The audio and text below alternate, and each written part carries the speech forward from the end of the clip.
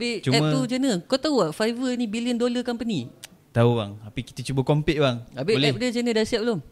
App dia InsyaAllah 1 hari bulan akan meluncur. 1 hari bulan bila? November? 1 hari bulan November akan meluncur dekat Play Store dan juga App Store. Tapi apa yang cabaran masa kau buat app ni, apa yang masalah kau hadap? Antara dia, kita nak market dengan benda ni bang. Kita nak pasal ada dua kan, buyer, ada seller kan. Kau nak kena balance kan antara dua kan. Satu hari kita punya pesaing pun Fiverr, benda yang dia dah bertapak lama. Kita pula local punya produk baru nak keluar. Tapi aku pun jujur lah, saya tak pernah dengar lagi lah ada app freelancing kat Malaysia ni. Jadi kita tunggu jap tepi ni keluar. Kalau seller dah boleh register tak? Seller yang ada early access je bang. Macam mana nak dapat early access tu? Apa nak dapat early access? Apa kita bincang tepi bang.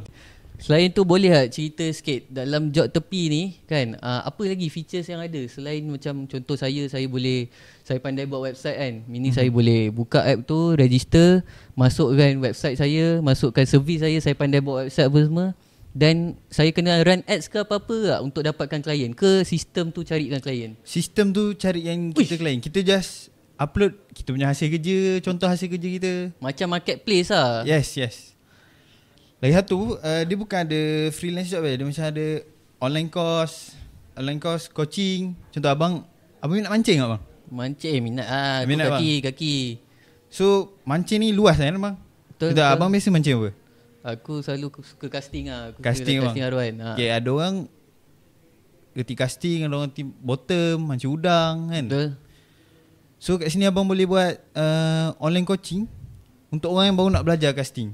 Meaning siapa yang nak belajar mancing aku boleh masukkan video-video aku buat set up joran apa semua. Aku boleh upload bang. Lepas tu orang boleh beli. Boleh. Boleh join online coaching bang. Tapi video tu upload ke bayar? Upload. Tapi kalau contoh kalau aku pandai masak,